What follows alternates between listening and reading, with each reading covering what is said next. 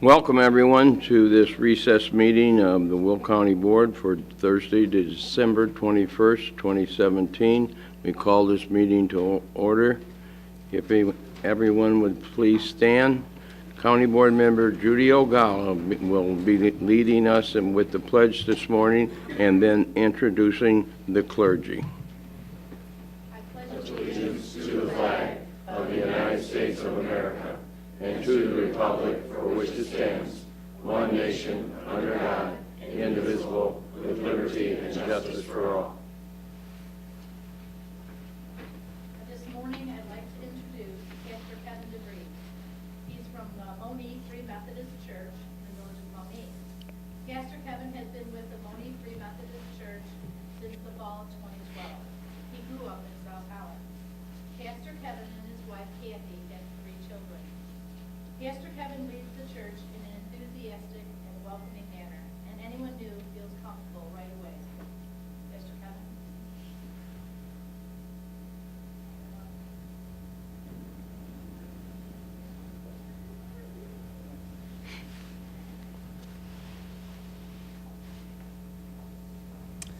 Thank you very much, Judy, for the invitation, and it's an honor, and just want to wish everybody a Merry Christmas and Happy Holidays at this time of year.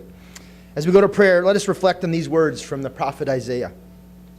For to us a child is born, to us a son is given, and the government will be on his shoulders, and he will be called Wonderful Counselor, Mighty God, Everlasting Father, Prince of Peace. Of the greatness of his government and peace there will be no end. He will reign on David's throne and over his kingdom, establishing and upholding it with justice and righteousness from that time on and forever. The zeal of the Lord Almighty will accomplish this. Let's pray. Wonderful Counselor, Mighty God, Everlasting Father, Prince of Peace. We thank you this day for the Savior who has been born to us, who is Christ the Lord. We recognize that all authority on earth comes from you, the King that will reign forever. We ask today, Lord, for your wisdom and for your guidance over this body of leaders as they seek to administer justice and righteousness for the people that they represent. Lord, would you refresh these leaders with your spirit and your zeal so they may accomplish the work that you have set before them today and into this new year. As we've been mindful of our fellow man this holiday season, would you continue to give us that spirit to help us be mindful of the least of these amongst us throughout the year. May our lives and our society be marked by the love and kindness which you have showed to us first. We ask that your peace would reign in our hearts, our homes, our schools, our land, and around the world, and that each of us would do our part in seeing that peace spread throughout. Be near us, with us in the rest of this meeting and this day, and we ask all of this in the matchless name of our Savior, Jesus Christ our Lord. Amen. Amen. Thank you.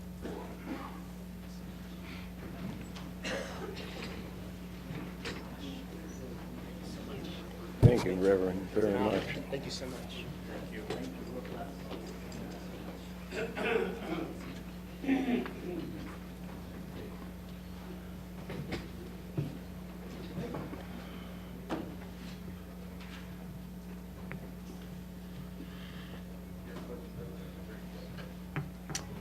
There you go.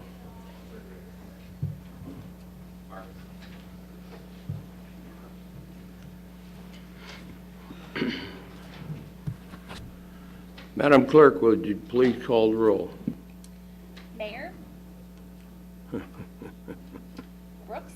Here. Ogala? Summers? Here. Singer? Here. Moran? Present. Rice? Here. Harris? Here. Trainier? Here. Benefield? Here. Fritz? Gould? Here. Militello? Balich? Here. Brizolo? Here.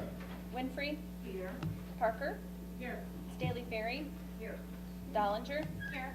Markham? Here. Hart? Tuminello? Here. Weigel? Here. Berry? Here. Prolitis? Mustis? Here. Mr. Mayor again, and Judy. Call their names again. Mayor? Judy Ogala. 24 present, 2 absent. 24 present, the quorum is present. Entertain a motion to place on file the certificate of publication. Moved by Mr. Markham, second by Ms. Summers. Madam Clerk, call the roll. Mayor. Brooks. Vala. Yes. Summers. Yes. Singer. Yes. Moran. Yes. Rice. Yes. Harris. Yes. Trainier. Yes. Benefield. Yes. Fritz. Gould. Yes. Balich. Yes. Frizzalone. Yes. Winfrey. Yes. Parker. Yes. Staley Ferry. Yes. Dollinger. Yes. Markham. Yes. Hart. Yes. Tumanello. Weigel. Yes. Ferry. Yes. And Mustis. Yes. 24 affirmative. 24 affirmative, motion has carried. Entertain a motion to approve the minutes of the Will County Board recess meeting of November 16, 2017. Ms. Summers moves, Ms. Winfrey seconds. Any discussion? Any discussion? Previous roll by Mr. Moran, second by Ms. Staley Ferry. All in favor signify by saying aye. Aye. Contrary, motion has carried. Madam Clerk, would you please acknowledge the elected officials and the media that is present this morning? Sure. County Executive Larry Walsh, Recorder of Deeds Karen Stukel, and our Treasurer Steve Weber. Media today is Farmers Weekly Review Nick Ryer, Southtown Susan Lafferty, and Times Weekly Brockstein.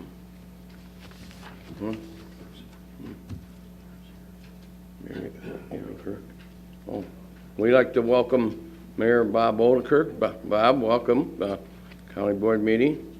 Thank you. Mayor Juliet.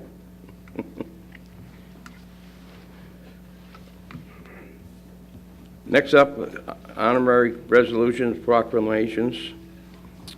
If County Board Member Tom Weigel will please come to the podium, recognizing Will County's achievement of gold level designation under the Soul Smart program. Thank you. Today I'd like to share that Will County has received a designation of Gold Soul Smart Community.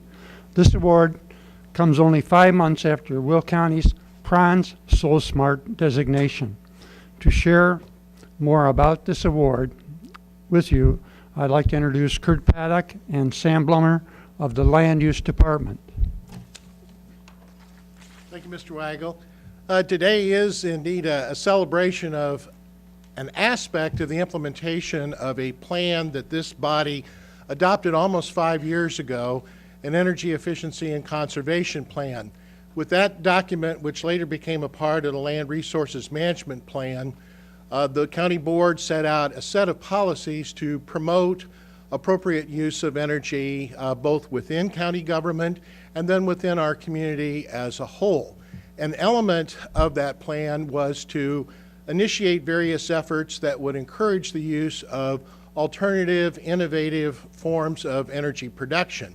You'll recall that one of the first and most productive outcomes of that policy was on the gas-to-energy facility at the landfill, which has been so productive, not only providing revenue to the county, but also providing energy to many households throughout Will County.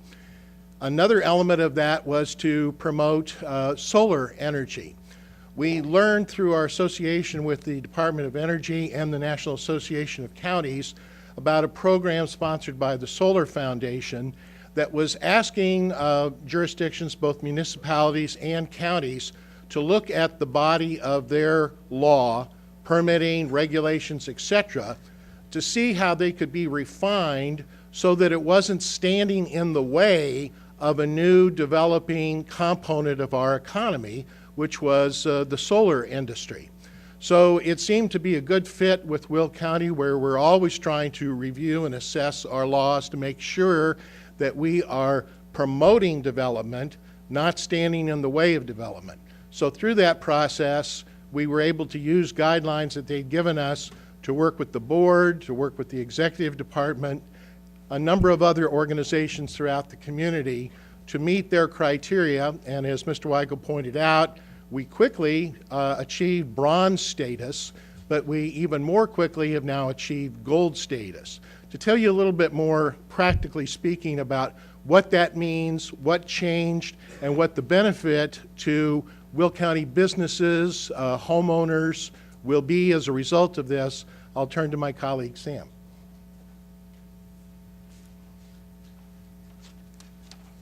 Thank you, Mr. Paddock. Good morning, Mr. Executive, Mr. Speaker, and County Board members. Various actions allowed us to achieve this designation. Some of those actions were already in place. That includes online permitting and fee transparency, national best practice fee costs, online inspection scheduling, and we introduced a myriad of new opportunities for education and outreach. An online residential permitting checklist and guide that will better equip Will County residents to deploy solar should they choose to do so. We also introduced the Will County Solar Source webpage, which is on the willcountyillinois.com website.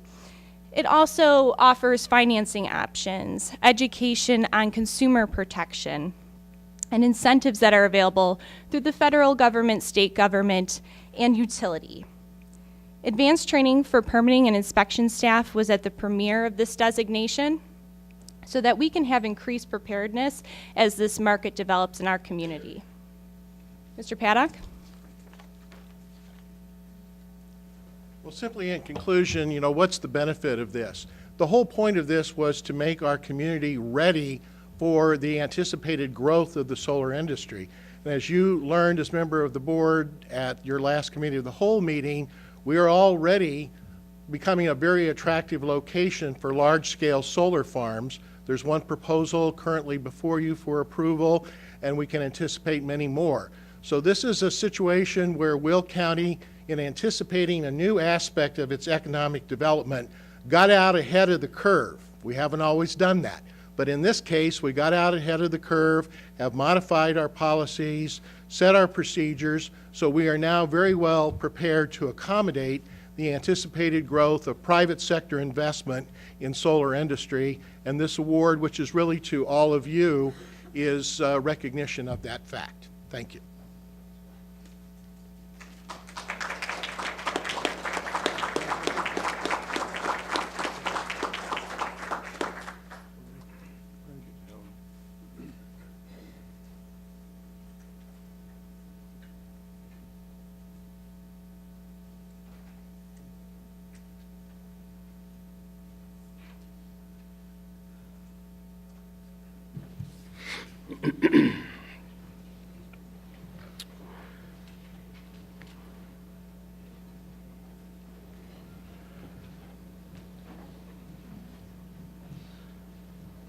Next up is a County Board member, Annette Parker, will read from her desk, recognizing School Choice Week in Will County.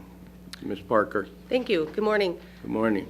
Again, proclamation is recognizing School Choice Week in Will County, whereas all children in Will County should have access to the highest quality education possible, and whereas Will County recognizes the important role that an effective education plays in preparing all students in Will County to be successful adults, and whereas quality education is critically important to the economic vitality of Will County, and whereas Will County is home to a multitude of high-quality public and non-public schools from which parents can choose for their children, in addition to families who educate their children in the home, and whereas educational variety not only helps to diversify our economy, but also enhances the vibrancy of our community, and whereas Will County has many high-quality teaching professionals in all types of school settings who are committed to educating our children, and whereas School Choice Week is celebrated across the country by millions of students, parents, educators, schools, and organizations to raise awareness of the need for effective educational options. Now, therefore, be resolved that the Will County Board and the Will County Executive do hereby recognize January 21st through the 27th, 2018 as Will County School Choice Week and call this observance to the attention of all our citizens. Dated this 21st day of December, 2017, I hereby move. Second by Mr. Gould. All in favor signify by saying aye. Aye. Contrary, motion has carried. Thank you, Annette.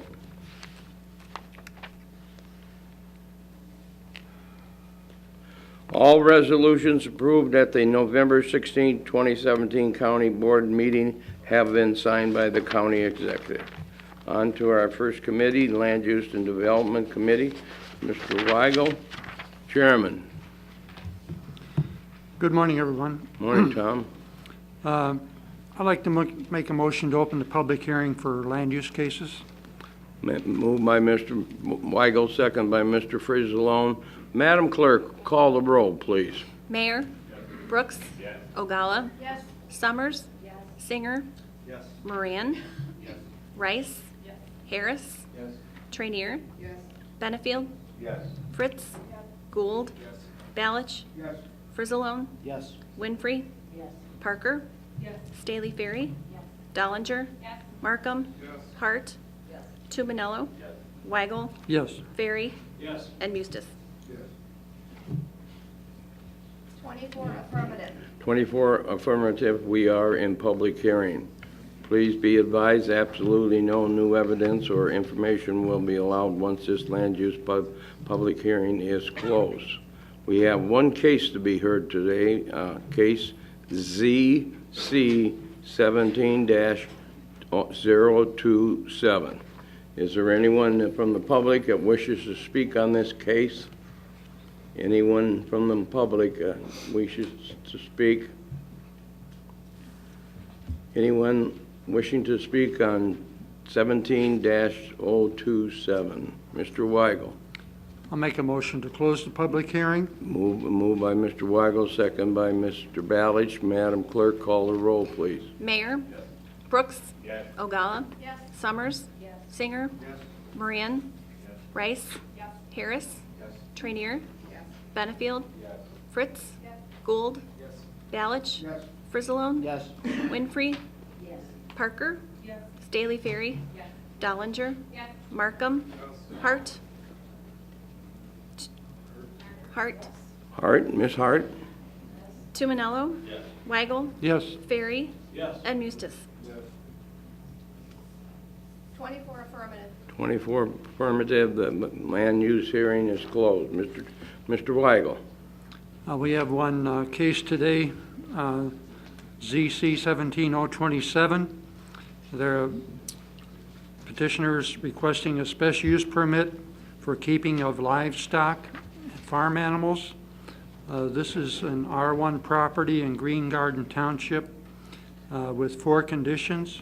Committee recommends approval, and I so move. Moved by Mr. Weigel, second by Mr. Singer. Any questions? Any questions? Previous roll by Mr. Gould, second by Mr. Tumanello. All in favor signify by saying aye. Aye. Contrary, motion has carried. That concludes my report. Our next meeting will be January 9th at 10:30 a.m. Thank you. Thank you, Tom. Next up, Finance Committee, Mr. Frizzalone, Chairman. Good morning, Will County, and morning, Merry Michael. Christmas. I have a few pieces of business today. First up is we have some monthly reports placed on file. We have a report from the Illinois Department of Revenue showing sales tax remitted to Will County for the month of September 2017 to be $1,734,709.99. The RTA tax received is $2,057,098.47 for a total of $3,791,808.46. And I also have the monthly treasurer report dated October 31st, 2017 from our Will County Treasurer, Steve Weber. And I would like to place both of these on file, and I so move. Moved by Mr. Frizzalone, second by Mr. Mayor. Any questions? Previous roll by Ms. Dollinger, second by Ms. Parker. All in favor signify by saying aye. Aye. Contrary, motion is carried. Next up, I'd like to invite our Treasurer, Steve Weber, to come up and just give us an update on the current investment policy. Thanks, Steve. Good morning, everybody. Morning. Hello. Morning, Steve. Thanks for having me up. This is an amendment or an update to our investment policy, and I wanted to share it with you. Really, it's for informational purposes only. We're pretty proud of our policy. it's a graduated investment policy. When I took office, it was pretty simplistic, but we charge, it's a risk-reward type graduation. So if the banks are weak or doing poorly, they pay the county more in collateral for us to invest with them. But basically, we've changed some of our benchmarks. This is our first change since 2013. And the benchmarks are how we measure performance. So now our investments that mature in less than 1 year, we use the 1-year Treasury note as our benchmark to challenge us to do better. We used to do it with a CD rate. Our portfolio has moved away from that, so we want to use something that's more relative. Investments that mature in more than 1 year, we use the 3-year Treasury bond as our benchmark. So once again, this reflects our current portfolio values. Back in the old days, we used to have a lot of CDs in the office. That's not happening. We also removed some references to the staff positions in our office, so that is an update. We also clarified the scope of our policy because we manage more than just county funds. We manage the OPEB, the pension funds, the levy funds, some state of Illinois funds. So basically, that's it in a nutshell. I would be happy to answer any questions that you folks have. Any questions for Steve? That's You did nice. a good job. Oh, thanks. Thanks, Steve. Merry Christmas, everybody. Merry Christmas.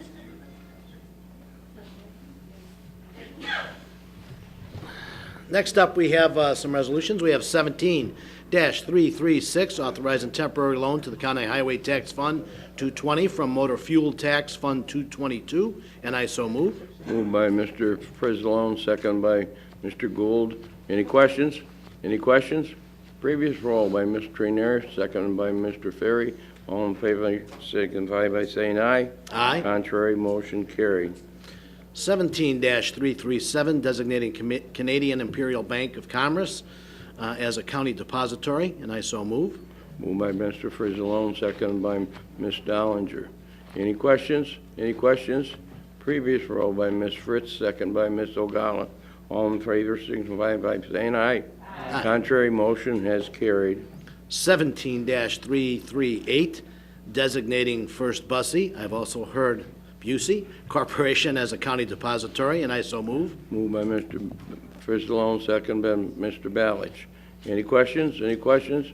Previous roll by Ms. Rice, second by Mr. Harris. All in favor signify by saying aye. Contrary, motion is carried.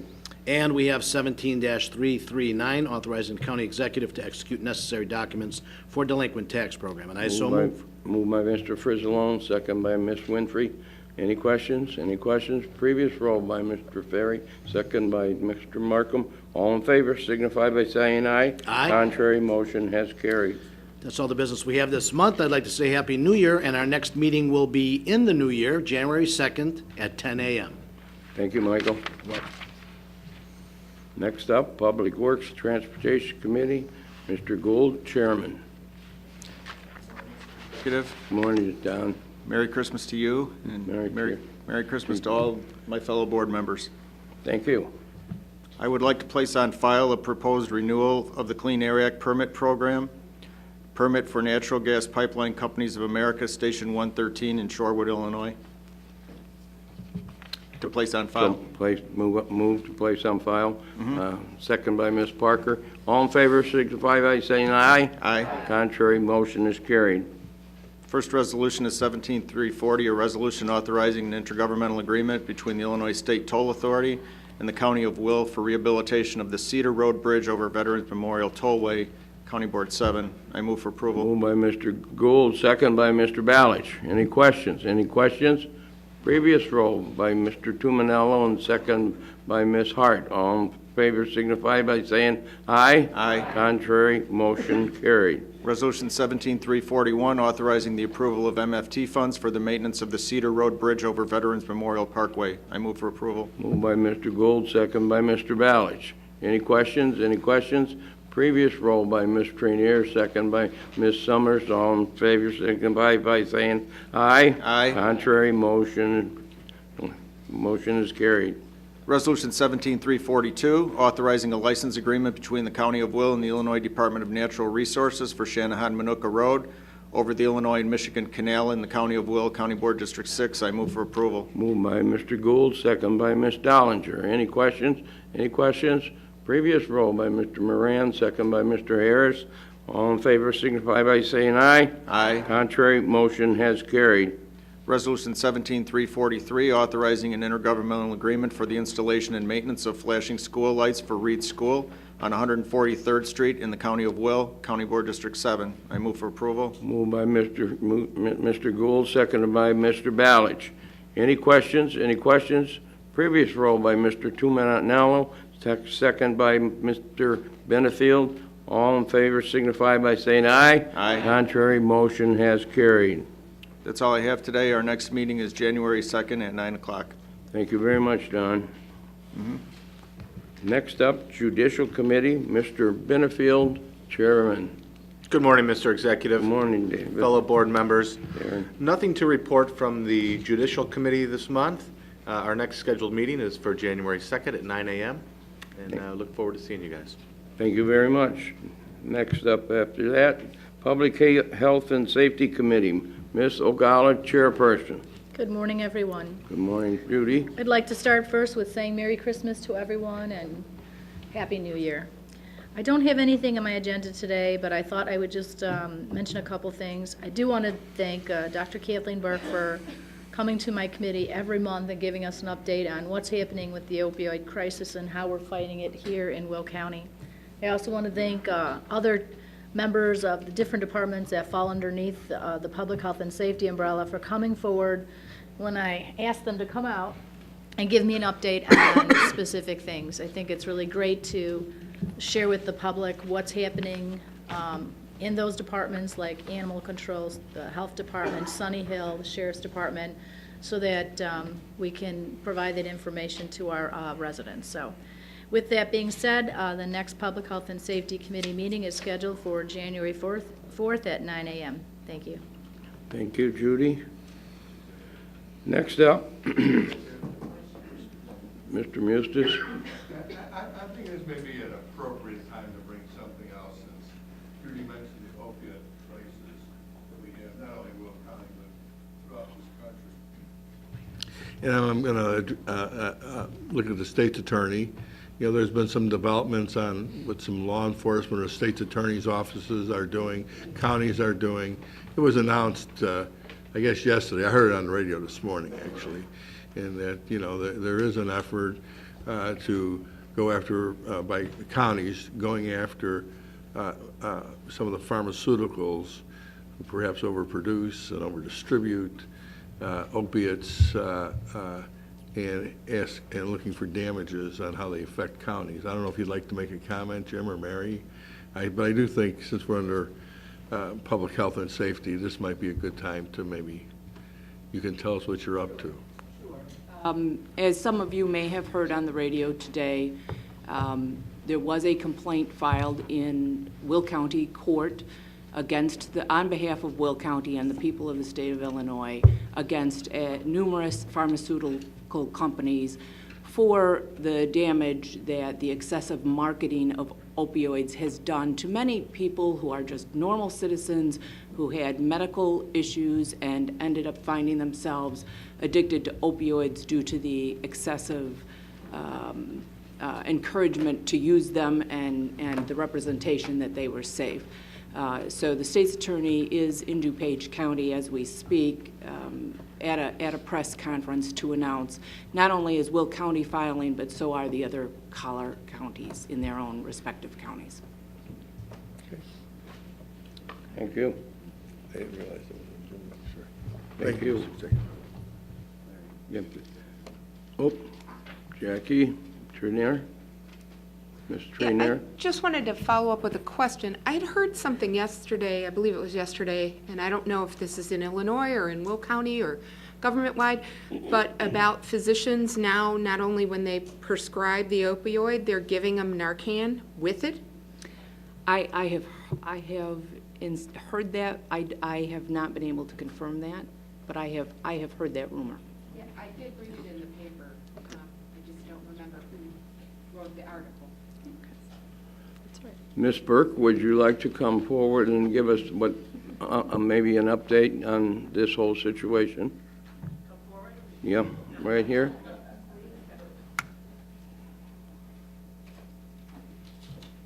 That's why we have that podium. Good morning. Good morning. There are strategies that the state of Illinois through the task force has developed in order to reduce the number of opioid deaths. One of them is to limit the number of prescribing that's going on, but as far as prevention. So there's prevention, there's treatment, we need more access to treatment, and we need more naloxone on the street. There are some hospital systems that have looked at the problem and have been working with their medical staffs in their own systems. And they are creating new policies and new procedures in the emergency rooms and for their physicians to minimize the overdoses. Some states and some systems, and I'm not familiar with many of them around us. There are 2 hospitals? Yeah, I just remembered because you were saying that. It's Anita Health, and I can't recall the other health system, but there's 2. So Amita has been on the forefront because of Linden Oaks on working with their medical staff. And the idea is that if you are going to prescribe a long-term use of opioids, then you should have naloxone, because whether you're 14 or 96, there is a possibility that you may misuse them accidentally as well as overuse them as your tolerance grows. When someone's taking an opioid for chronic pain, your tolerance gets increasing. You need more and more in order to reduce that pain. And so that's often what people start to do. They start to increase it to the point where it's a toxic level and they overdose. And which is why we do not encourage long-term chronic pain relief with opioids. And so we would like to see a couple of things. We'd like to see the emergency room physicians, when they give opioids, send naloxone home. We'd like to see the emergency room physicians send naloxone home with anyone who's overdosed. Actually, we'd like to see them not send someone home, but get them directly into treatment. But if all cases, naloxone should absolutely be prescribed. And then we would like to see physicians who, if you have an orthopedic procedure, you might be on some opioids. That's their standard procedures. Send home with naloxone. Any chance that you may overdose, you should have the antidote. So that's been a lot of what we're trying to create change with the medical physicians, and that takes time. And if we can do little steps, we've been working with Silver Cross and St. Joseph's and now Bolingbrook to get our emergency room physicians to understand addiction and address it in a more medically appropriate way. Mr. Tumanello, question? Yes, I just wanted to add, that obviously this is a very important subject, but we all know individuals that have addictions to opioids, and then it turns into heroin eventually, and it a lot of times very fatal. Right. So when I look at that, I really want to commend you, because just the educational portion of it and the outreach has been exceptional. And I'll just give you, for instance, yesterday my daughter had her wisdom teeth pulled, and the first thing they give you right away is the prescription to the opioid. Right. And through the classes and listening and understanding what you were trying to explain, and through your outreach, I asked the doctor, is there an option, because I don't want to give my 19-year-old daughter an opioid for a pain pill? Yes, they have an alternative. The Tylenol, Advil, there's a higher level of Tylenols that you could give, and avoid that. And through the entire night, everything was great, and she had no issues or no pain, and I never exposed her to that. So I do think with the prescription writing by the doctors and some more awareness to the community, to outreach, I think we could start curbing some of these issues that we have. Yes, thank you very much for saying that. Actually, the coalition, the Will County Coalition that was created through the Sheriff's Office, and which focuses more on children, I focus on adults, but on children, that was one of the subjects we've talked about this week, because I would like them to do much more education in how to interface with your doctor, how to represent yourself and you know your body better than anybody else. Well, and one of the things is, I brought it up, and my wife was there with me and said, we don't want to, we want to go this other route. Right. And the first thing the doctor said, obviously I won't bring up the doctor, is one won't bother you, two won't bother you, nothing will bother you, but, you just don't want to take that chance. You don't even want to expose them at such a young age, if there is a possibility, because 6% of everyone who does that, or tries them, or takes those, are going to become addicted.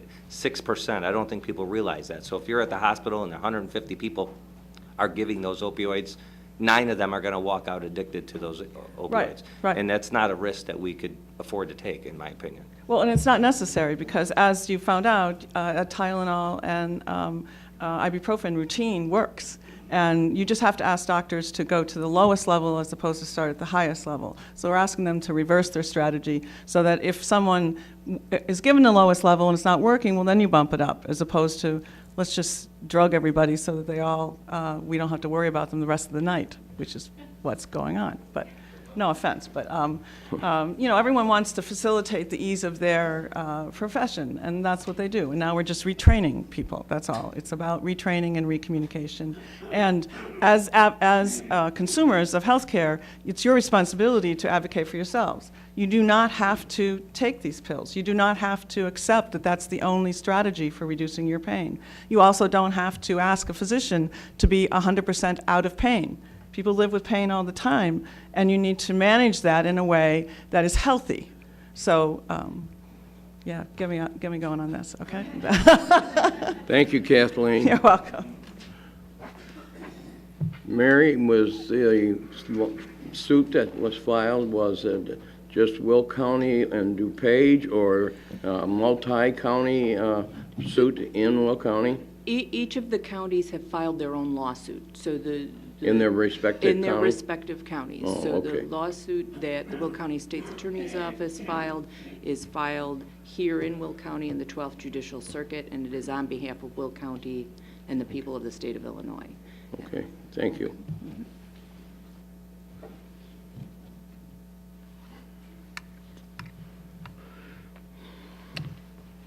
Next up, Legislative and Policy Committee, Ms. Hart, Chairperson. Good morning. Good morning, Executive Suzanne. Walsh and Will County. Thank you. We have just one of our resolution for our stage agenda. And I would like to go ahead and, motion to approve. Ms. Hart moves forward, and second by Mr. Mayor. We have a number of people wants to from the public to speak on this issue. So first up is Elizabeth Schaefer.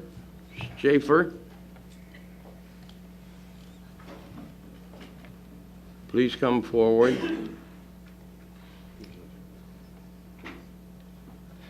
The saddest story I've ever heard in my life. I wish she didn't do this. I wish we could just come up there and say, look, this is what you got.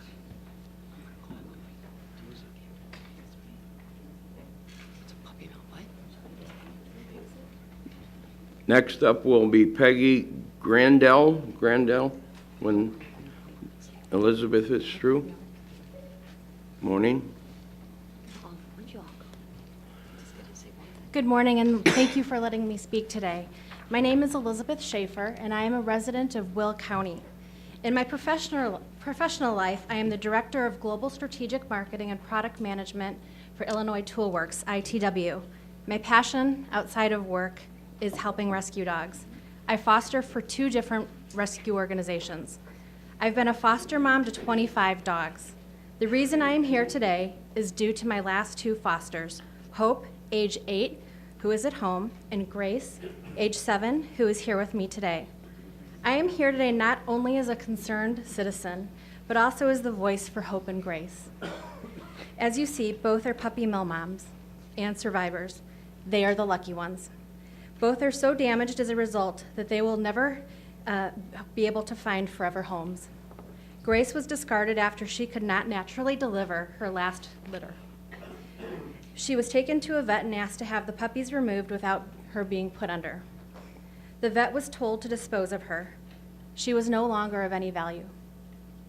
Grace, who was just a number at that time, had no worth beyond supplying litter after litter to local pet stores. Luckily, the vet called a rescue who was willing to sponsor Grace. When she came into the rescue group, she was so matted in her own feces that she had to be completely shaved down to her skin. She had terrible teeth, sores, and rashes all over her body. She also had scabs all over her head from bug bites. She was completely shut down and would not make eye contact for the first year she was with us. This is not an uncommon occurrence in rescue when we get discarded mill moms and dads. Grace is on anxiety medication and will be for the rest of her life. She was seen by a vet behaviorist and was diagnosed with generalized anxiety, or the fear of everything. Grace has been with my family for 15 months. We ended up adopting her recently, as we knew she would never be successful in a home without someone experienced at working with dogs to counter condition as much of their fear and anxiety as was possible. It is a daily struggle and a lot of work, but we think Grace is worth it. Unlike many mill moms and dads, Grace is lucky. She got out and into rescue. Grace is a survivor. Now to be Hope's voice. Hope was a breeder mom as well. As she aged, she was no longer producing as many puppies. She was overbred, as she has enlarged and deformed nipples and will have those for the rest of her life. She was put up for sale at an auction to go to another puppy mill breeder when she wasn't performing her only duty up to par. Not to be a loving, golden family member, but to produce puppy litter after puppy litter to supply puppies to pet stores. That was her only purpose. Disgusted by that? I sure am.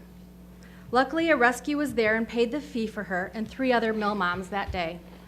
Hope is worse than Grace. She is on so many anxiety meds and will also most likely be on them for the rest of her life. She gets 5 people-grade anxiety meds in the morning, 2 at night, and 2 before bed. She was adopted but returned as the family did not want to pay her 70-plus monthly med bills, so took her off of them. They didn't know. As a result, she was so anxious that she ripped through their sofa and set of speakers. She was dropped at a vet clinic the next day with stress lick sores all over her legs and body. She has seen a vet behaviorist 5 times in less than 1 year. She cannot handle any motorized noises.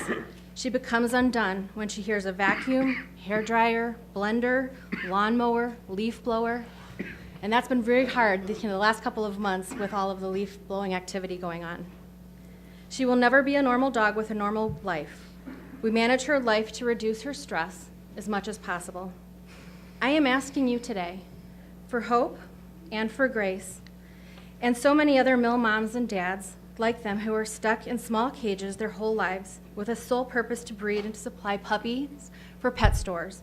Put a stop to puppy mills and the horrors that the mill dogs like Hope and Grace endure.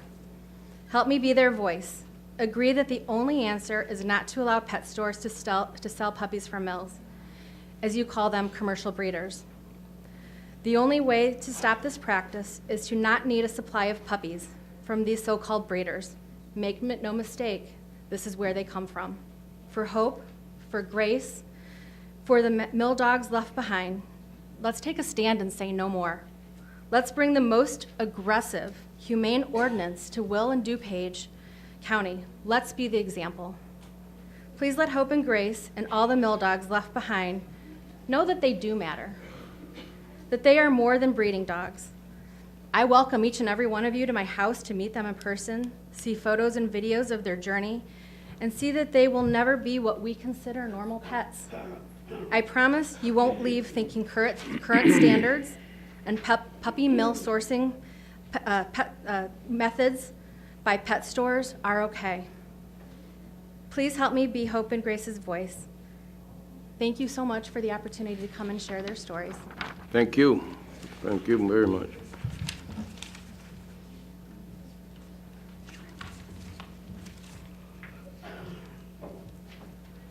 Next up will be after Peggy, Diana Bright. Good morning, everyone. Thank you for the opportunity. I'm Peggy Grandel. I'm from Joliet, and I'm involved in rescue. Pet stores claim they don't contribute to the problems that rescue groups work to solve. It's not true. The store's products do end up in our shelters after the buyers encounter the health and behavioral issues so pervasive in pet store animals. The breeders, producers do end up in our rescues when they're too old or too sick to be profitable, as we've just heard about. The store's business practices do contribute to pet overpopulation and the rise of congenital illnesses by selling ill-bred, intact animals. Rescue has no agenda of profit. We look into the eyes of the dogs cast aside when the novelty wears off. We see the innocent animals euthanized. We're the ones handed the leash when the senior dog is dropped off at the kill shelter because they were replaced by that cute puppy from the pet store that has a warranty. Puppies become impulse purchases despite their inflated prices. Purebred dogs selling up to $6,000 and mixed breeds selling in the thousands, with stores offering instant credit up to $5,000 to make it easy. And the warranties. Yes, the stores say they pay the vet bills if the pup gets sick or dies. Throwing money at a problem doesn't make selling poorly bred animals acceptable. You tell a child why their new puppy died. That refund's not going to stop the tears and the loss that they will never forget. Saying that the warranty makes pet store puppies a better choice than adopting from a rescue or shelter is another marketing ploy. Rescues don't turn their backs on the dogs we rescue. We fundraise and basically do whatever it takes to provide life-saving treatment, even to those animals that we've already found loving homes for. The claim that pet store puppies are ethically sourced? Not true. The American Kennel Club, every American Kennel Club, breed club, discourages consumers from purchasing puppies from pet stores, and their guidelines prohibit their breeders from selling to pet stores. But keep in mind, the AKC plays both sides here. They profit from the registration fees for all those puppies that chips into those pet stores, and they have a major financial interest in keeping the pipeline open. And pet store designer puppies, specialty breeds. Those are randomly mated dogs for profit, and giving them phony names like English Sheepadoodle, Schnocker, or Daisy Dog doesn't make them any healthier or better choice than an adoptable rescue puppy. And by the way, just in case you're wondering, a Daisy Dog, in case you're wondering, is a mix of a poodle and a teddy bear. A teddy bear is a mix of a Bichon Frise and a Shih Tzu. All this for $2,500 plus tax with 6 financing and leasing options. The industry is a dark and dirty one. Consumers don't know or don't care about these issues until they become the victims. They are preyed upon with slick marketing and lies, perpetuating the mix of consumer fraud built on the backs of animal cruelty. I understand your hesitancy, or any hesitancy, by legislators in legislating how businesses sell or source their products and services. There is no other business like this. This isn't about cigarettes, liquor, guns, gambling, all of which have laws and regulatory actions. These products are living, breathing companion animals whose parents are nothing more than breeding machines left behind to stock the stores. These are the products that our kids fall in love with. They share our lives, and our hearts are broken when they get old, and we have to say goodbye to them. Companies evaluate their business models in changing times. So why is this industry different? Well, they're not, but they want you to think so. The law will not be putting any pet stores out of business. They're doing that to themselves by not admitting that they run with an outdated business model. It's time to stop making excuses for an industry that has been taking advantage of consumers for years. It's time to step up and do what's morally and ethically the right thing to do. I thank you all very much for your time today and having the care and concern to put this on your agenda. It's very much appreciated by all of us and all those that can't be here or are still left behind in the mills, or the families that are still crying over the dogs that they've lost. Thank you very much for your comments. Diana Bright. Then it'll be Kurt Fiedler. I think it's Kurt. Thank you very much for listening to me today. Happy holidays to everyone. My name is Diana Bright. I am a Joliet and Will County resident. I'm also a small business owner in the city of Joliet. My family and I own Bright Dogs. We are a dog training, boarding, and daycare facility for dogs. One of the things my husband did a few years ago is walk out of his banking job and decided to go into dog training because the number one reason dogs are returned is because of their behavior problems. Number one reason for behavior problems is because dogs who are frequently adopted do have issues. We understand that.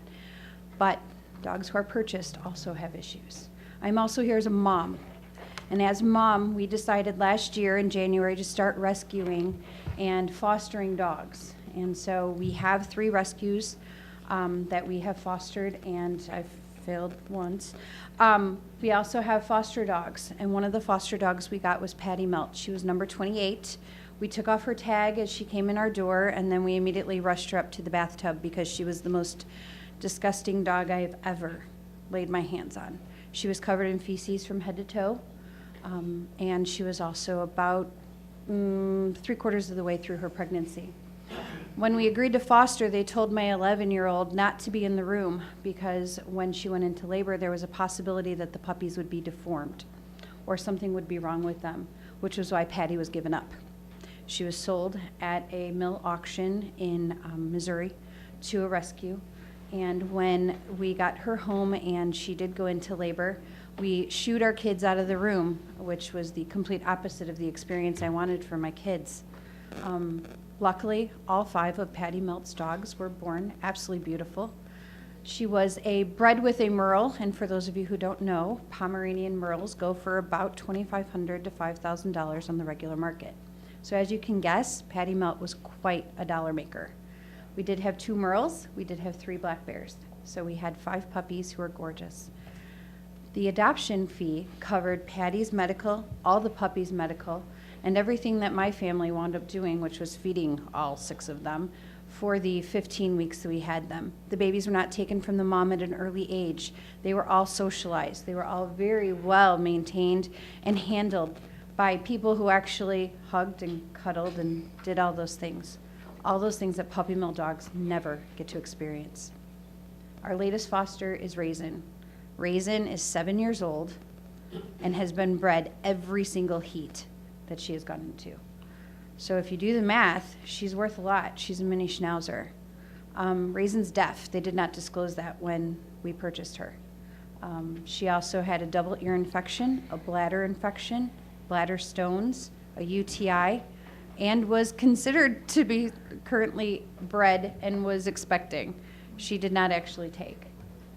So please, this is for all of them. This is for the kids who want to be involved in things like this, and I shouldn't have to shoo my daughter away. Reputable breeders are out there. There is no need for a middleman. If you want a purebred dog, you can go to a reputable breeder. Also, I went home after this last one, and my son said, "Why do you keep doing this? Every time you come home, you're angry." And I said, "I'm angry because I want it to change so that you don't ever have to deal with this. So end it now. Be the people who make a difference for the future." Thank you. Thank you very much. Kurt? And after him is Carl Swanson.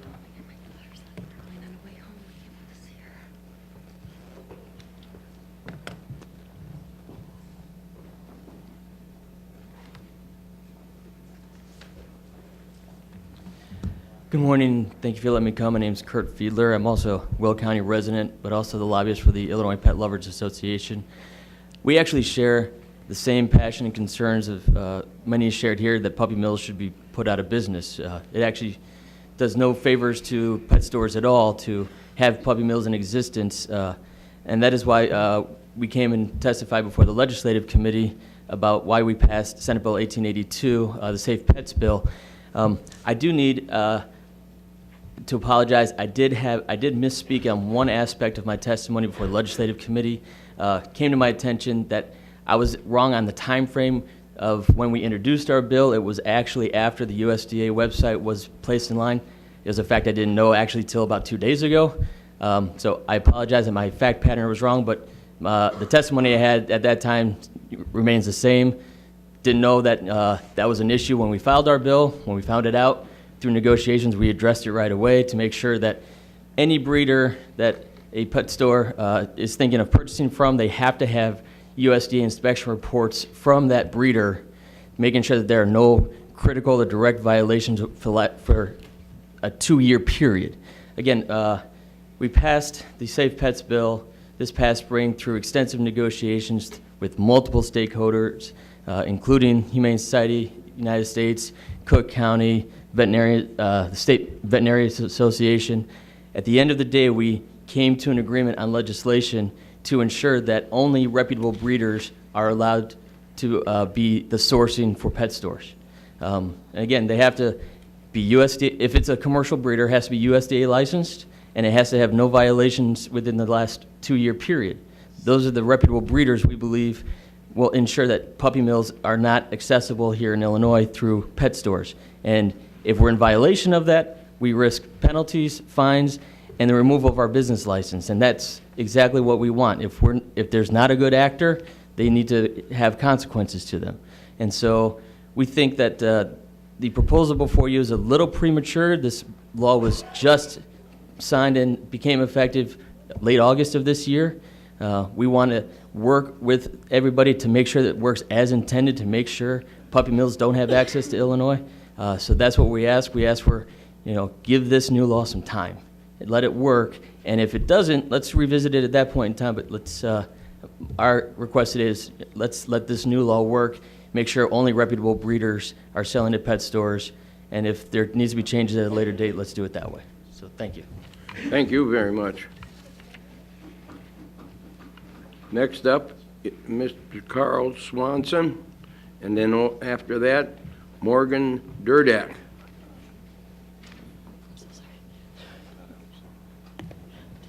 Hello, my name is Carl Swanson. I'm the owner of Petland Naperville. I'm also the president of the Illinois Pet Lovers Association.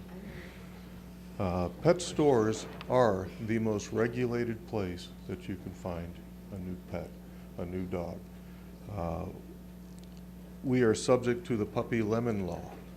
That requires us to warranty every puppy we sell for a minimum of 12 months for congenital hereditary disorders. There is no other place that does this, not the rescue, not the shelter, not the online breeders, not buying direct from a breeder, just the pet store.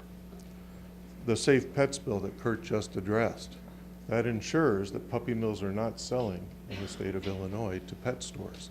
What you heard earlier is that the rescue shelter community is going to the dog auction. They are buying the dogs, and they are perpetuating, by doing that, the puppy mills that we would never buy from. The rescue shelter only model that has been proposed will cause pet stores to close. And I mean that, it will cause them to close. I have 20 employees in Petland Naperville that will all lose their jobs. Their families will lose that income. And I just wanted to make that clear, that this does close business. Thank you. Thank you. Morgan Durdak. And then lastly, I think it's Mark Ayers.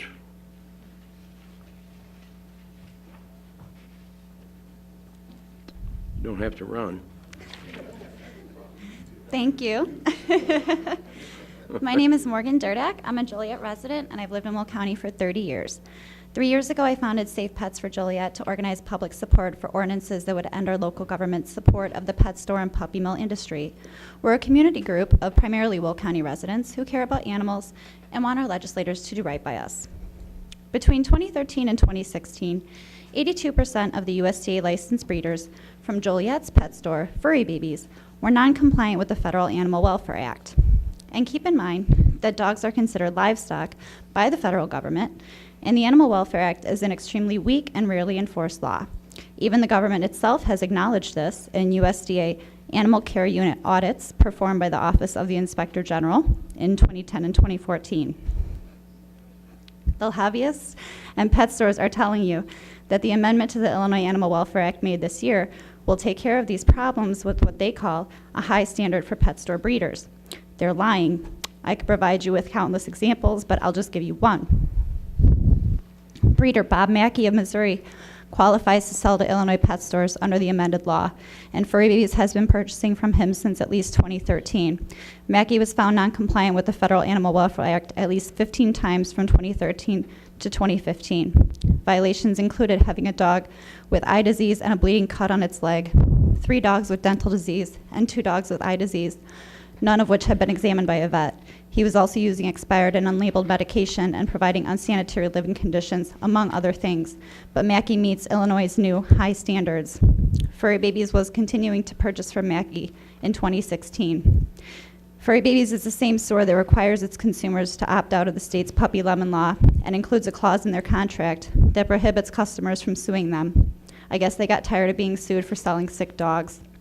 In closing, I would just like to say that I'm grateful you are considering backing stronger animal welfare legislation in Springfield, and it will be an early Christmas gift for us when you pass the agenda. Thank you. Thank you. Mr. Ayers? I'll be the quickest speaker yet. Mark Ayers, State Director for the Humane Society of the United States. Thank you, Will County. Thank you for doing this. Thank you for placing this on your agenda. I really appreciate it. The animals really appreciate it. It speaks volumes to your character for doing this. The HSUS is the nation's largest animal protection organization. So again, I thank you. I want to thank Suzanne Hart for your passion. I want to thank State's Attorney James Glasgow for his passion on this as well. I encourage your vote on this. Thank you very much. Thank you very much.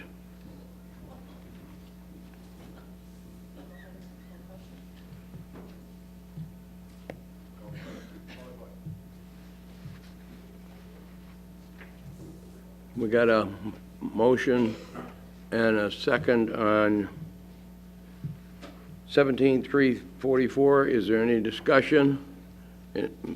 Ms. Ogala? Thank you. I just wanted to comment that I think that there are people who don't want us to support this, and I understand their reasoning for that. But I think that by doing this, that we send a message that we're done with puppy mills, that we're not going to allow these people who continue to have animals in terrible situations to continue to breed. All of our dogs we've gotten from, they either showed up at our farm or we found them one was at a St. Anne auction. The owners of the auction, their dog and the neighbor's dog had puppies. And so we've always felt that there are plenty of animals that need to be adopted without going and purchasing one for thousands of dollars. But I think that we need to really make it a clear message. And when it goes to Springfield, they have the opportunity to do many things. And one of them might be to have a special type of license for people who do a great job at breeding and have sold puppies to pet stores that are in very good condition and make wonderful pets. Maybe they'll come up with special type of terms that they could allow them to go ahead and sell to pet stores and make the situation better for the animals and the families that adopt them. So I think that we're making a good decision here, even though there are some that think it will hinder them. I hope that this process makes things better for the future. Thank you. Thank you. Mr. Brooks? Even though I am supportive of this policy, I talked with President Hart earlier today, and she did assure me that this is still a fluid, there's still room and time for discussion, even though it's passed when it goes back to committee. We just got it today, didn't have a chance to really look at it, but we like to further discuss it as well later on down the road. Thank you for that. You're talking more so not about this, of course. Not the entire agenda. Because it is a fluid. Correct. The entire agenda. You're right. Document that we can go and Correct. Correct. absolutely, I actually would like to down the road and maybe get together with Judy's committee and go into a little bit more depth of what we can do with the opiates and kind of see what is going to be out there. And of course, our lobbyists know that where we stand, but maybe we can kind of look at some legislation that we can go and dig into as well, because that is by far what we call the most important issue right there. You can call the question. Are you moving to pass it?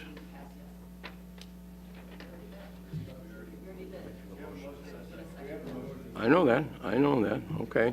I thought somebody was going to, okay. Madam Clerk, call the roll. Mayor? Yes.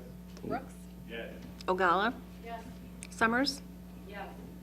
Singer? Yes. Moran? Yes. Rice? Yes. Harris? Yes. Trainier? Yes. Benefield? Yes. Fritz? Gould? Yes. Balich? Yes. Frizzalone? Yes. Winfrey? Yes. Parker? Yes. Staley Ferry? Yes. Dollinger? Yes. Markham? Yes. Hart? Yes. Tumanello? Yes. Waggle? Yes. Ferry? Yes. And Mustis? Yes. 24 affirmative. 24 affirmative. Resolution 17344 has been passed. Our next legislative policy meeting is scheduled for January 9th, 9 a.m. And by the way, if anyone was wondering, I got my first letter from my sailor. Thank you. Merry Christmas. Thank you. This is a great Christmas gift. Thank you, Suzanne. Next up, Capital Improvements Committee, Mr. Tumanello, Chairman. Thank you, Mr. Executive. Good morning, everybody. Good morning, Ray. First on the agenda is 17-345, authorizing the county executive to execute an antenna and equipment license for the use of radio tower site owned by President's Health, and I so move. Moved by Mr. Tumanello, second by Ms. Winfrey. Any questions? Any questions? Previous roll by Mr. Markham, second by Mr. Moran. All in favor signify by saying aye. Aye. Contrary, motion is carried. Next is 17-346, authorizing the county executive to execute an intergovernmental agreement with the Village of Crete to provide access to the countywide radio system, and I so move.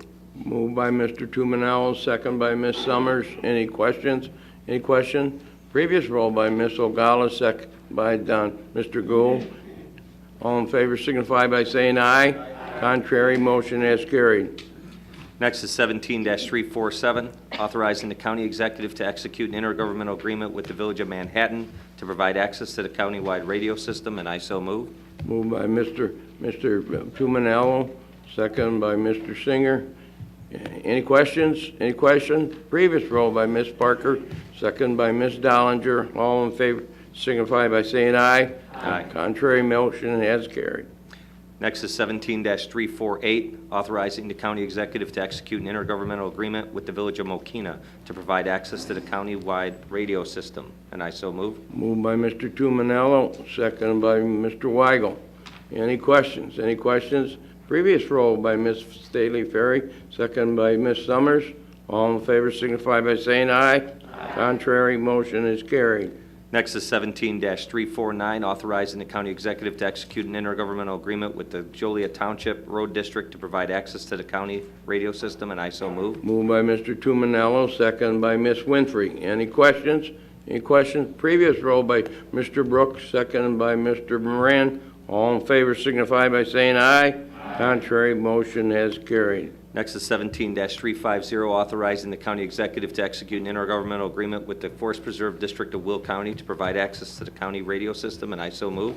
Moved by Mr. Tumanello, second by Ms. Hart. Any question? Any questions? Previous roll by Mr. Balich, second by Ms. Dollinger. All in favor signify by saying aye. Aye. Contrary, motion has carried. I will tell you, it's been an incredible month, the last 30 days, with the Sheriff's Department moving into the new Sheriff's facility, the conversion for all 31 agencies to get onto our countywide radio system. I know we moved a bunch of them over on Monday and Wednesday of this week to finalize that, and yesterday having the groundbreaking. So I thank everybody who took the time to show up to the groundbreaking yesterday and everybody that was instrumental in helping these projects get off the ground. And I thank you, and also want to wish everybody a Merry Christmas. Thank you. Thank you, Ray. My next meeting will be January 2nd at 11 o'clock. Thank you. Next up, Executive Committee, Mr. Mustis, Chairman. Good morning, Mr. Executive. Good morning, Jim. Good morning, County Board. My first item today, 17-332. I'm going to make a motion to remove this from the table. Moved by Mr. Mustis, second by Mr. Mayor. All in favor signify by saying aye. Aye. Contrary, motion is carried. Okay, my first item today is 17332, authorizing the county executive to execute a contract with the FAIR Consulting Group for professional services under the Workforce Investment Agency, and I'll move for approval. Moved by Mr. Musa, second by Ms. Winfrey. Any questions? Any questions? Ms. Rice? Support the Pat Farah contract, but I also hope that as a board, we take a look in the coming months at our policy on hiring consultants so that we have a clean process when it comes to a vote. I know last month's table was in part people's question on our policy and practices. So I hope that we're able to take a look at that so we have cleaner processes coming forward. Okay, good suggestion. We'll be doing that, Beth. Sure. Madam Clerk, call the roll. Mayor? Yes. Brooks? Yes. Ogalla? Summers? Singer? No. Moran? Yes. Rice? Harris? Yes. Trainier? Yes. Benefield? No. Fritz? Gould? No. Balich? No. Frizzalone? No. Winfrey? Yes. Parker? Yes. Staley Ferry? Yes. Dollinger? Yes. Markham? Yes. Hart? No. Tuminello? Yes. Weigel? Yes. Barry? Yes. And Mustis? Yes.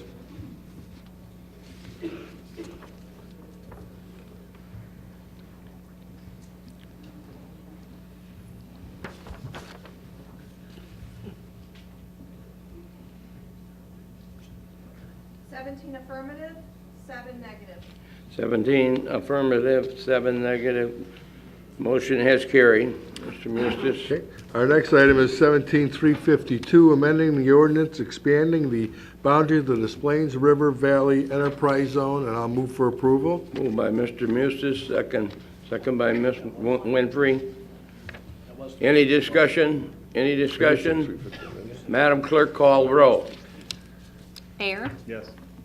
Brooks? Yes. Mr. Executive, I just want to make clear, somebody said I said 352. It is 351, just to make that clarification if I did Yes. misspeak, okay? Ogalla? Yes. Summers? Singer? Yes. Moran? Yes. Rice? Yes. Harris? Yes. Trainier? Yes. Benefield? Yes. Fritz? Yes. Gould? No. Balich? Yes. Frizzalone? Yes. Winfrey? Yes. Parker? Yes. Staley Ferry? Yes. Dollinger? Yes. Markham? Yes. Hart? Yes. Tuminello? Yes. Weigel? Yes. Barry? Yes. And Mustis? Yes. 23 affirmative, 1 negative. 23 affirmative. Motion has carried. Please continue. Next, we have Resolution 17352, amending the Des Plaines River Valley Enterprise Zone intergovernmental agreement for the Echo Lab expansion request, and I'll move for approval. Moved by Mr. Mustis, second by Mr. Mayor. Any questions? Any questions? Previous roll by Ms. Winfrey, second by Ms. Summers. All in favor signify by saying aye. Aye. Contrary, Mr. Gould. Thank you very much. Motion has carried. Next, we have 17353, amending the Des Plaines River Valley Enterprise Zone, IGA, for the Rock Run Crossing expansion request, and I will move for approval. Moved by Mr. Mustis, second by Mr. Mayor. Any questions? Any questions? Previous roll, Mr. Brooks, second by Ms. Staley Ferry. All in favor signify by saying aye. Aye. Contrary? Vote no and down. Okay. Beth Rice wants to be no. Anybody else want to be a no? Okay. Got that? Mm-hmm. Two. Motion has carried. Next, I have a 17-354, amending the fourth update to the Will County Solid Waste Management Plan, 2007 through 2016 update. I'm going to move for approval. And I don't know if you want Dean to come down and say a few words or not, but I think sometimes we go over these types of updates, and we don't always put the emphasis of the importance of these updates for our solid waste program and the importance solid waste planning is for our county. And I happen to think, and I actually think we are, one of the leaders in Will County in how we, in our solid waste planning. So these updates are necessary to do. We do it about every 5 years.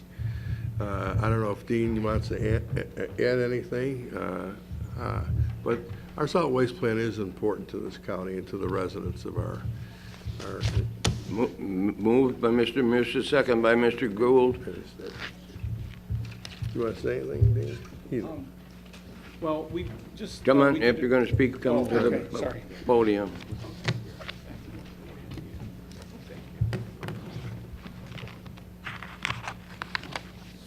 Yes, you recall a couple months ago, we were here, we gave a presentation on the plan, there was some comments. We addressed the comments in the final version. And so things like, expanding the service area to Prairie View, expanding the landfill itself, those are all recommended changes in this final document. So just so you know, we did hear your comments, we put them in there. And so as we go forward, we'll proceed accordingly. For the service area portion, we'd have to get, federal approval of that. And of course, if we went past 2042, which is the current end date, we'd have to also get federal approval. So, but everything else is pretty much what it was. It was released in July. We had public comments in addition to the county board comments, and written and verbal. So I think it's gone fairly smooth. We haven't had any significant issues. Everyone's been fairly complimentary, or at least giving good advice to us. So, yeah, Dean, if I may, before you leave the podium, we've seen today we're recognized as a gold standard for solar. Yes. But out of our solid waste program, maybe not directly, but all the renewable energy is part of our solid waste program. Yeah, there is some mention of that, absolutely. With But a lot of what we plant. see as far as renewables and so forth do come out of our solid waste division. Yes. Part of the county. Yes. So I just wanted to point that out, that it's more than just trash collection. It's we get into renewables, and of course we sell our methane gas for electric generation and so forth. So. Yes. And we'll hopefully address the excess too soon. We talked about that. Yeah. Recently. Just wanted to point that out. Yeah, absolutely. Yeah, it's a lot to it. We have 2 landfills. Laraway takes in 10 to 15,000 tons a day. It's probably the most active landfill in the Midwest. But it's cleaning up a lot of brownfield sites, a lot of contaminated sites. So it's serving a purpose. It's also capping the old gypsum pile. So there is some different things that are going on right there. And then our landfill, matter of fact, I just filled out a form. The Army wanted me to talk about all the benefits that the landfill has provided to the whole area. I mean, it does create jobs. All the revenue also helps the county with its capital improvements. Environmental programs, like you said, I think we do pretty well. We try to capture as much as we can of the waste stream, so that saves space at the landfill as well. And basically, it's an economic driver in a lot of ways. So that's true. It's a revenue producer for us. The other thing to point out, it's also the cleanup of Medewin couldn't take place without our landfill. Yeah, we've saved them $20 million probably already in disposal fees. Yeah. So also it helps with that project, bringing it forward, and they're able to put other resources into the actual restoration rather than to disposal costs. Absolutely, yep. Another thing. So, and you'll see more programs coming out, you know, over the next few years in relation to waste management and just us doing more with the landfill, you know. So, yeah, well, I appreciate all your support. We couldn't do it, obviously, if we didn't have your support in adopting this plan. And whenever we bring a proposal to you, obviously, we're trying to follow through on that. I appreciate all that. And it's good to have the money, too, to work with so we can do the programs. So, appreciate that. Anyone wants to ask a question? Dean? Any comments? Thank you, Dean. Okay, thank you. Keep up the good work. We've got a motion and a second on 17-354. Any discussion? Any discussion?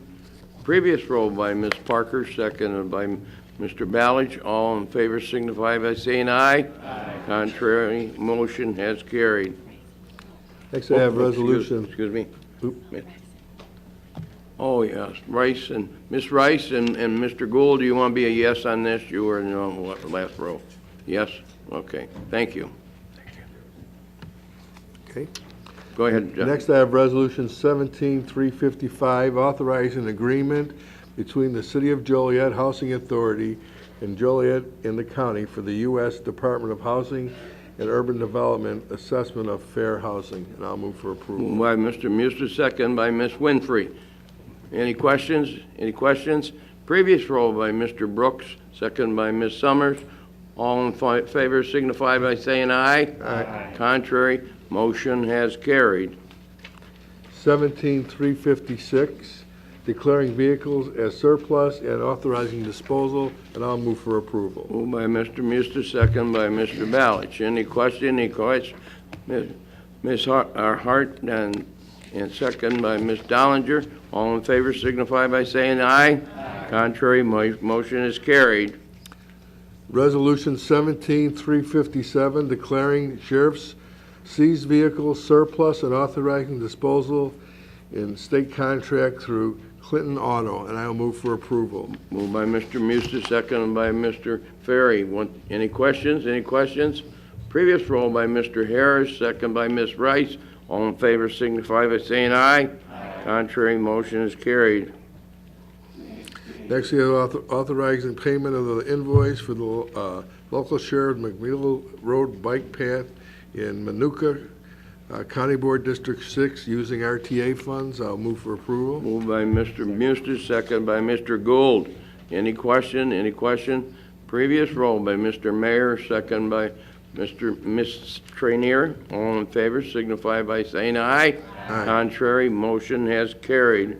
17-359, authorizing IGA with Joliet for the condemnation of land for road improvement purposes. I'll move for approval. Moved by Mr. Muster, second by Ms. Winfield.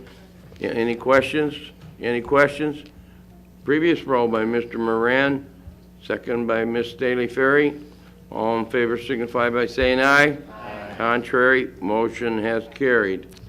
Next, 17-360, we continue to negotiate the legalese of this agreement, so I'm going to make a motion. We're not there yet, so I'm going to make a motion on the advice of the State's Attorney's Office to remove it from the agenda, to be brought back probably next month or moved by Mr. Muster to remove it from the agenda. Yes. Second by Mr. Mayor. Any discussion? Any discussion? All in favor signify by saying aye. Aye. Contrary, motion has carried. Next, 17-361, proposing the Illinois Tollway Highway Authority conduct a feasibility study for the purpose of widening I-80. And I'll move for approval. Moved by Mr. Muster, second by Mr. Mayor. Any questions? Any questions? Previous roll by Mr. Benefield. Am I on? Thank you, Mr. Executive. I just wanted to just speak briefly here on this resolution for the widening of I-80, which quite honestly I believe is a necessary request and study. But throughout Will County, we've got many roads that are highly congested and in my I consider some of them to be dangerous.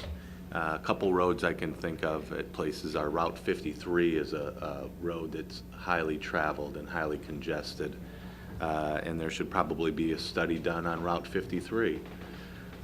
One highway that's in my district is Route 30, and it runs through Plainfield, and it's a state highway. But Route 30 has some very dangerous intersections on it, and I'm sure that everyone is aware that lives up in the northern part of the district that there's accidents on Route 30 definitely monthly, if not bi-weekly. And so one of the statements within this resolution states that whereas the safety of the citizens of the County of Will and the motoring public traveling through Will County on I-80 is of the utmost concern of the Will County Board. That really impacts me because I believe that a study of sorts should be commissioned on Route 30 in our District 5 here in Will County. I don't know where, I'm certain that the state's aware of the conditions of Route 30 in our district, and I'm certain that they probably have it on a plan somewhere, and I'd like to know where on that Illinois Department of Transportation plan have they identified Route 30 as a potential safety study needs to be provided and done. And so my question is just, where can we go to at the Illinois Department of Transportation to see if they have already identified this as a dangerous highway or a highway that needs additional public safety revisions? And how can I find that out? Okay. You know, Darren, I understand what you're saying. Now, of course, this deals more with an interstate. You're talking about some other state roads. Yeah, I'm sure that it's in the overall planning with IDOT, and I'm sure we can get where the status is of different projects. You know, funding for roads, not only in Illinois, but throughout the country, is going to continue to be difficult. When let's take an I-80, for example, you could be looking at a project that is $1.2 billion, $1.3 billion, and you have the state of Illinois has $1.2 billion to spend on all roads. I doubt if they're going to spend all the money on one section of road like I-80. That's why we look for what else is feasible. But certainly, I think that perhaps Jeff, our highway engineer, Jeff Ronaldson, could maybe talk with IDOT and just get overall statuses of different road projects that the state needs to do. But keep in mind, the funding is going to be difficult, and it's only going to become more difficult in the future. You know, I read an article that said 50% of the cars in 10 years will be electric. Well, that means they're not going to the gas pump. You know, roads aren't free. I don't know why they have freeways. Every time you fill up your gas tank, you're paying for a road. How are these revenues going to be replaced? I mean, it's going to be some real challenges, I think, in the next 10 to 20 years on how are you going to fund roads. And you know, and I think it's going to take a lot of political will to determine what other revenue streams they're going to look for roads or how they're going to do it. You know, I mean, do you do things that relate to automobiles, you know, with excise taxes? I don't know. But my point is that it's only going to become more difficult, and we have to look at every possible option to improve our infrastructure. So, but you know, it's something that maybe Don, you can request of Mr. Gould's committee if they can look at the status of various IDOT projects within Will County. Okay. Thank you, Mr. Executive and Mr. Speaker. Thank you, Darren. Any other discussion? Any other discussion?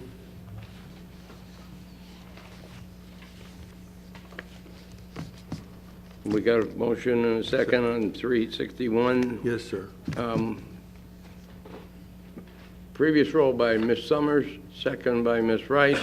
All in favor signify by saying aye. Aye. Contrary, motion is carried.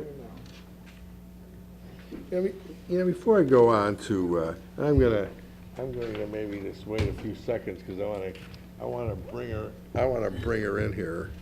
So I'm going to wait just a second. If you could just be patient with me for a second. Oh, I didn't do, well, yeah, we can do hires. So I'll do number 13, 17, 362, new hires for the Laraway Communication Center. Second. So move. Move. Mr. Mustis? I move, yes, move to approve. Moved by Mr. Mustis, second by Mr. Mayor. Any discussion? Any discussion? Previous roll by Mr. Gould, second by Ms. Dollinger.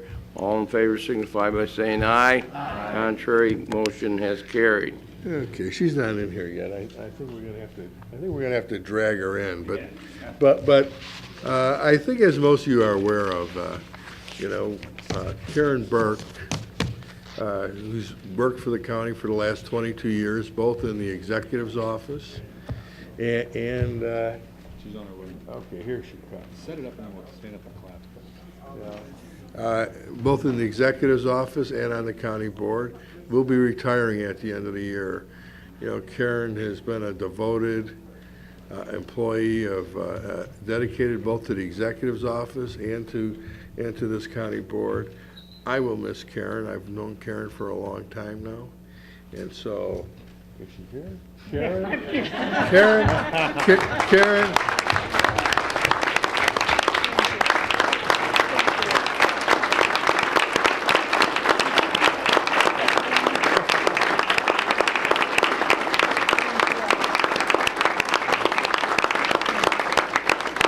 I'm going to give Karen a hug. I don't care if it is. Thank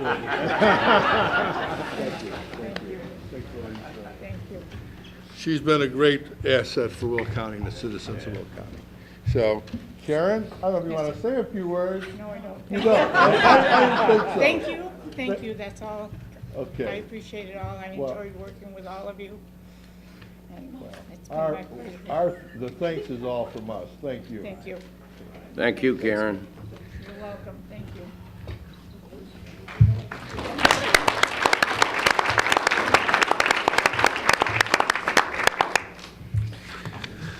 Okay, then we'll move on to the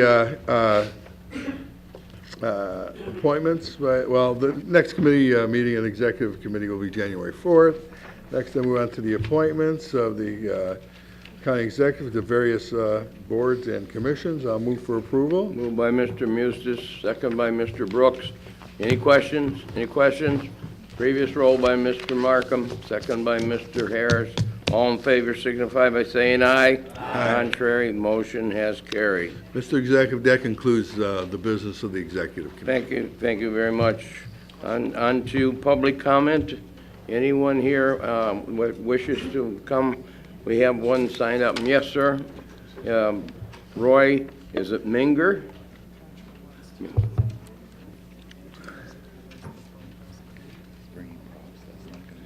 I gotta go to the bathroom. Mr. Weigel, you want to make a comment?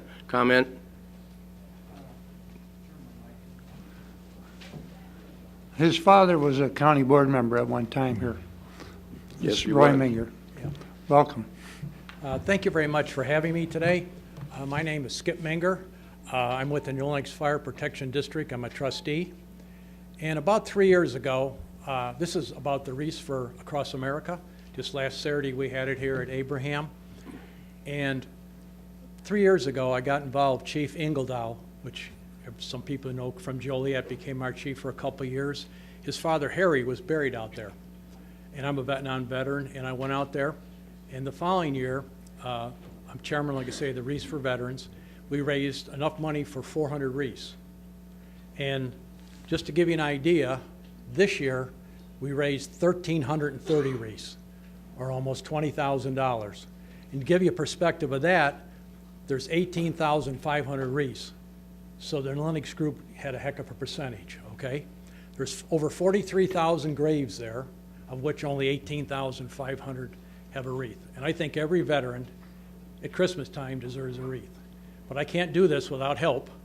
So just to give you an idea, there was over 40 volunteers that went on our bus that one of our sponsors pays for. Everything is out of the people that we get the funding.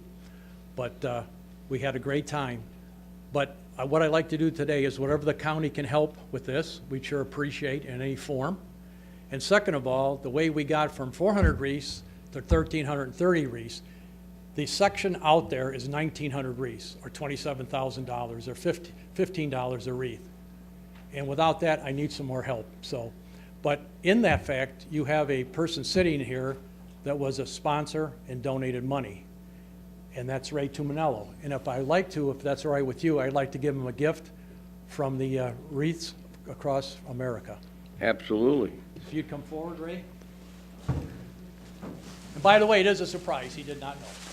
But this is Ray and his daughter out at Abraham Cemetery.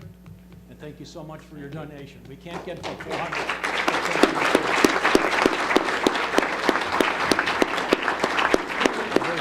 There's some smaller pictures. Well, if I'd have known that, I probably would have dressed up a little better. But Well, you did. Thank you so much for your help. So thank you for hearing me. And like I say, next year, if you help in whatever way, we certainly appreciate it. Thank you. Thank you very for much. all you do.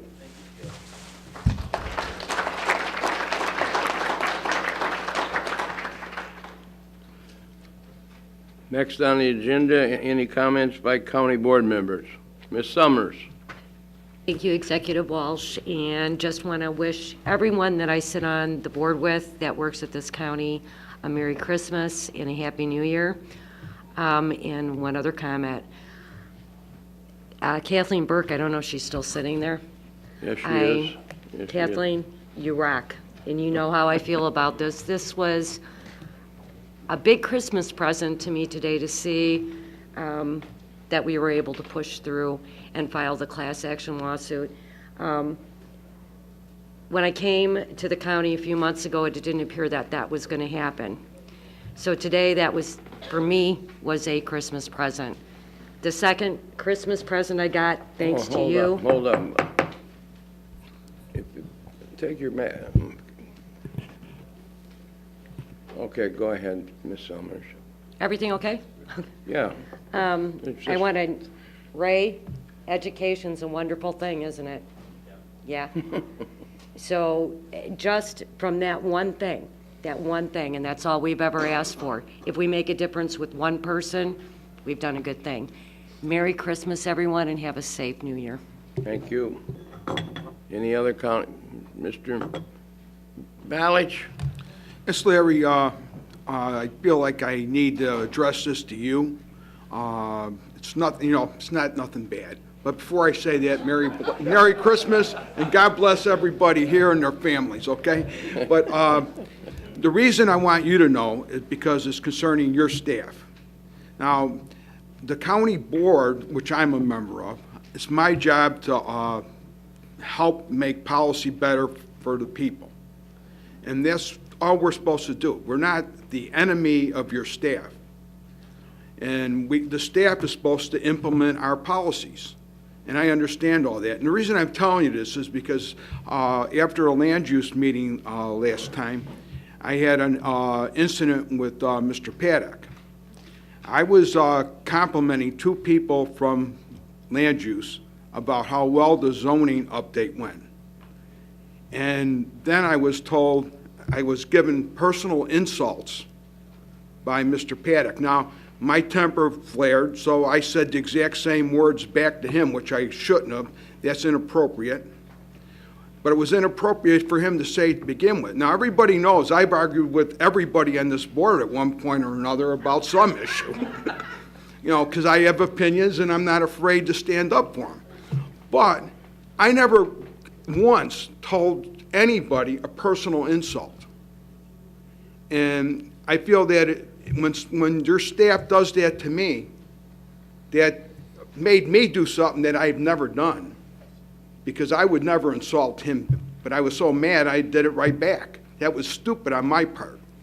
But at the same time, he should never have initiated that kind of discussion. It's okay to think I'm whatever, but don't say that to me.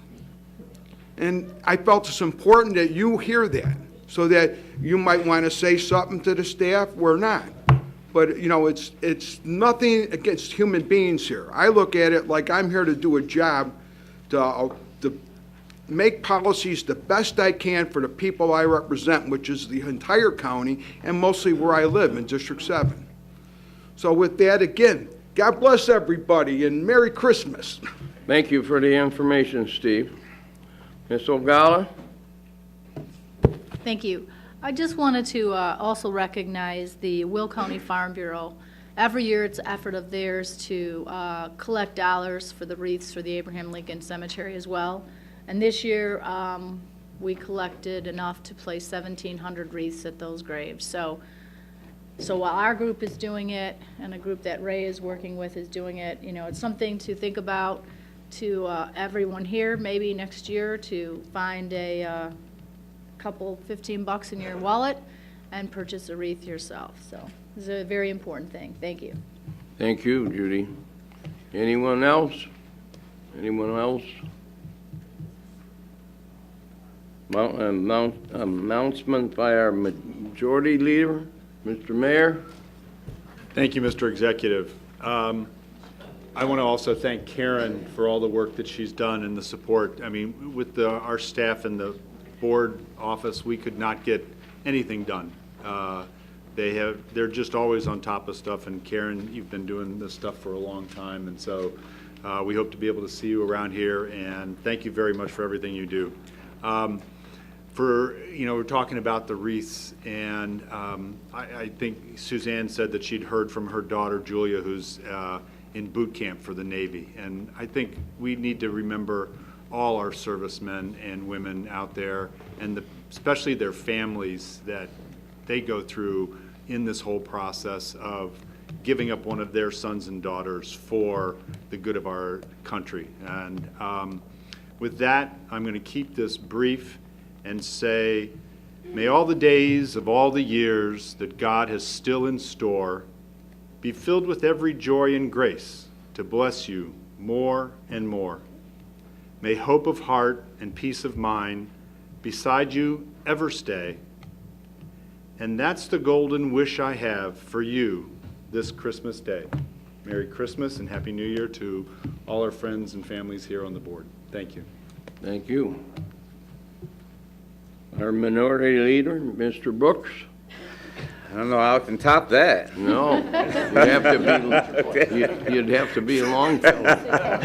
Thank you, Mr. Executive. Good morning, ladies and gentlemen. Let me begin by, first of all, congratulating Karen Burke on her retirement. She certainly has been a help to me personally, as well as our caucus, and I'm sure your caucus as well. And also, our prayers are with our county board member, Debbie Melitello, and the passion of her father. We ask you all keep her in your prayers. Often say when one of us are bereaved, all of us are bereaved. Regardless of our party affiliation, we're still family here, and we're certainly praying for Debbie Melitello and her family. I think it's only fair that I tell, since I've already told some, why I'm wearing the decorative neck brace. For several years now, many of you all probably have noticed I do not like neckties around my neck. And there was a medical reason for it. And I had a lump on my neck that prohibited me from wearing ties for a very long time. Well, yesterday I decided to go in the hospital and have that removed. And after having that removed, now I can go back to wearing ties. I told Corey earlier all my ties is from 1980. And so I want to hold Speaker Mustis to this. He said he'll start by buying me the first tie. So that is why I'm wearing the brace. It'll be off in a few days, and hopefully someday I can look as good as you, Mr. Executive, when I get back in my tie. It might be a challenge. I don't know. But also, I want to our capital improvement chairperson, Ray, mentioned earlier about the groundbreaking, the courthouse. And I and my colleague Denise Winfrey are very excited because, along with the city of Joliet and all of the partners that made that possible, Ray, we are very excited because you kept it in my district, in District 8. So I'm very happy for that, to have one more improvement in my county. And then lastly, certainly want to wish you, Mr. Executive, County Board, thank you so much to our Democratic caucus all year for the work. The Republican caucus, thank you all year. Even though we oftentimes disagree, we have accomplished a lot this year. And we have showed the state of Illinois how government works. So I want to just thank everybody for their cooperation. Merry Christmas to you all, to all your families. And since the new year is coming up, above all things, I wish that you may prosperous and you all may be in good health. Happy New Year, and God bless you all. Thank you. Thank you, Herb. Speaker Mustis. I think I'm going to repeat everything they just said. Yeah, I'd like to start out by thanking the county board staff for all their hard work all year long. You know, they're kind of the unsung heroes, so to speak. We as a board just would not be able to accomplish what we do without them. And they're always they always seem to be under pressure, and that's because we put them under pressure. But I want to thank our staff. It was a particularly busy year this year. I think there was a lot of budget work that went around, that was required this year, with revenues perhaps being cut and so forth from the state.